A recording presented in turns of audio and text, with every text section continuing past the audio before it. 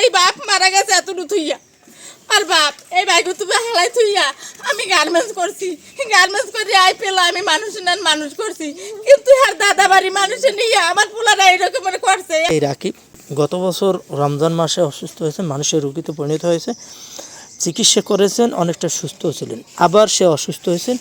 আর্থিক অনটনের কারণে তার ভালো চিকিৎসা দিতে পারছেন না তার পরিবার। তার বাবা মারা গেছে 2006 সালে নদীতে মাছ ধরতে গিয়ে।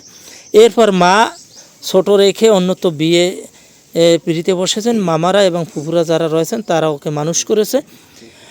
আপনাদের কাছে আকুল আবেদন জানিয়েছে যে যদি আর্থিক সহযোগিতা পাওয়া যায় এই রাকিবকে সুস্থ করে তোলা সম্ভব, এবং এই চিকিৎসার কারণ রাকিব অনেকটা সুস্থ হয়ে গিয়েছিল, আবার অসুস্থ হচ্ছে। আপনাদের যদি সামান্য আর্থিক সহযোগিতার হাত বাড়িয়ে দিতে পারে এই রাকিবকে সুস্থ করে তোলা। এবং আপনারা জানেন দানে 1 টাকার দানে 70 টাকা বৃদ্ধি পায়। এই দান যত করবেন তত ভালো হয়। আপনারা কতই না কত টাকা পথে ঘাটে বা পান সিগারেটে নষ্ট করে থাকেন। এই রাকিব মানসিক রোগী রাকিবের সাহায্যে এগিয়ে আসবেন এই প্রত্যাশার। গেল বছর রমজানে ও অসুস্থ হয়েছে, এই 1 বছর ধরে চিকিৎসা একটু হালকা ভালো হয়েছে, আবার তো এই কায়দায় হয়েছে। আপনাকে সহযোগিতা চাই, আপনারা একটু হাত বাড়াই দিয়ে সহযোগিতার। ওই ছেলেটা যেন সমাজে যারা বিকিশারি আছে তাদের জন্য আবেদন, আমার এই ভাগ্নেটা যেন আপনাকে এইতে যেন সুস্থ করতে পারি। আচ্ছা, আপনি তো ওর মা, রাকিবের মা না? ওর তো বাবা মারা গেছে 2006 সালে নদীতে মাছ ধরতে গিয়ে। তারপরে কোলে পিঠে করে মানুষ করছে মা, আপনি এবং মামারা। আপনার তো অন্যত্র বিয়ে হয়ে গেছে, এখন ও একা আছে। আমরা দেখছি যে ও মানসিক রোগী। শুনছি গত বছর রমজান মাসে অসুস্থ হয়েছে, ওর মামারা নিয়ে বিভিন্ন জায়গায় নিয়ে চিকিৎসা করছেন, অনেকটা সুস্থ হয়েছে।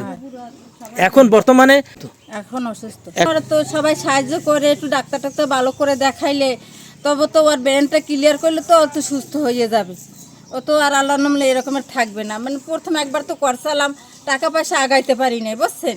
আবার তো এই রকমের হয়ে গেছে, ডেলি দিতে পারতেছি না। আমি তো গরিব মানুষ, আমি তো দিন আনি দিন খাই, এই রকমের অবস্থা। দাদার বাড়ি তো সেই রকমের কিছুগুলো নাই যে হেরা অর্থনীতি করিয়া ডাক্তার ভালো করে দেখাই একটু মানে ক্লিয়ার করবে, এটা তো আর পারতেছে না। আমি ওরে এই 2.5 বছর পাইছি, আমি ওরে ওর মা যাওয়ার পর আমি ওরে পালছি, ডাঙ্গর করছি। পরে আমার বাবার বাড়ি নিয়েছি, আমার বাবা বাইরে ওরে খুব যত্ন করছে, ভালোবাসছে, আদর করছে। আর এখন সবসময় ওরে আমার তো ওই বড় ভাই মারা গেছে, ও দুইজনের একসাথে আমার বাড়ি বউ রাখছে, ও হারে যাই মা ডাকছে। এখন কিছু আর্থিক সহযোগিতা হলে চিকিৎসা নিতে পারে, চিকিৎসা নিতে পারি, ও সুস্থ হয়, যাতে ভালো হয় এইটাই চাই আমরা। ও যাতে শান্তি থাকতে পারে। একটু আর বাপ নাই, দাদা নাই, চাচা নাই, আপন আর কেউ নাই।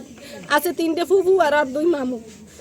ওই সবাই যাতে একটু আর্থিক পায়, তাও আর চিকিৎসা করতে পারে।